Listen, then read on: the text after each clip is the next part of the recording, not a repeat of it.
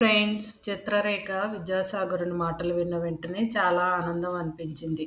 పెళ్లి చేసుకోవాలని తన కోరికను తెలిపింది. అప్పుడు ఆ యువకుడు ఇలా చెప్పాడు: చిత్రరేఖ, నేను బ్రాహ్మణుడు, నువ్వు వేశ్య కుటుంబంలో పుట్టావు. నీ స్వభావం మంచిదే, కానీ నా మనసు నిన్ను వివాహం చేసుకోవటానికి ఒప్పుకోదు. నువ్వు బ్రాహ్మణ యువతి అయితే నిన్ను సందేహం లేకుండా పెళ్లి చేసుకునేవాడిని. కానీ నువ్వు నాకెంతో సహాయం చేశావు. నీ రుణం తీర్చుకోవటానికి ఏదైనా చేస్తాను, కానీ పెళ్లి మాత్రం చేసుకోలేను. ఇంకేమైనా అడుగు అన్నాడు. దానికి చిత్రలేఖ ఒప్పుకోలేదు. నువ్వు నన్ను పెళ్లి చేసుకోకపోతే నేను చచ్చిపోతాను, నువ్వు లేకుండా నేను బతకలేను అని చెప్పింది తల్లి మదనరేఖ తన కుమార్తె తప్పకుండా చనిపోతుందని భావించి రాజుని ఆశ్రయించి పరిస్థితిని వివరించింది. అప్పుడు విద్యాసాగర్ని రాజు పిలిపించాడు. అతని రూపం చూసి ఆశ్చర్యపోయాడు రాజు. ఇలా అన్నాడు: విద్యాసాగర, ఇవన్నీ నేను చెప్పాల్సిన అవసరం లేదు, అయినా చెప్తున్నాను. ఆమె రాత్రింబవళ్ళు నీకు సేవ చేసింది. నువ్వు తిరస్కరిస్తే ఆమె చచ్చిపోతుంది.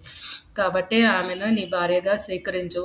విద్యాసాగరుడు ఇలా అన్నాడు. అప్పుడు మహారాజా, ఇది బ్రాహ్మణ ధర్మానికి విరుద్ధం. ఆమె బ్రాహ్మణురాలు కాదు. రాజు తన సభా పండితుడితో సంప్రదించి తర్వాత తన కుమార్తె అయిన విద్యాసాగరునికి ఇచ్చి వివాహం చేయాలని నిర్ణయించాడు. రాజకుమార్తె ఇలా అంది: ముందుగా ఒక బ్రాహ్మణ యువతిని పెళ్లి చేసుకో. దానికి మా సభా పండితుడు కుమార్తె సరిపోతుంది. తర్వాత నన్ను పెళ్లి చేసుకో. ఆ తర్వాత చిత్రరేఖను పెళ్లి చేసుకో. ఇలా చేస్తే బ్రాహ్మణ సూత్రాలకు విరుద్ధం కాదనుకుంటాను అని అడిగింది. రాజు మాటను యువరాణి మాటను తిరస్కరించలేకపోయాడు. కాబట్టి అతను పండితుని కుమార్తెను, రాజకుమార్తెను, వ్యాపారవేత్త కుమార్తెను, చిత్రరేఖను నలుగురిని పెళ్లి చేసుకుని సుఖంగా జీవించాడు. కొన్ని సంవత్సరాల తర్వాత అతనికి 4 కుమారులు పుట్టారు. ఫస్ట్ వరూచి, విక్రమార్కుడు, భట్టి, భతృహరి. వీరి విద్యా సంపత్తిలో బాగా ఎదిగారు.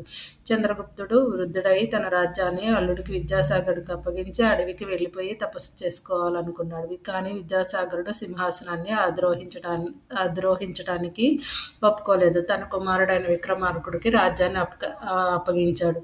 వరూచి పండితుడయ్యాడు. విక్రమార్కుడు రాజు అయ్యాడు. భట్టి మంత్రి అయ్యాడు. భతృహరి సైన్యాధిపతి అయ్యాడు.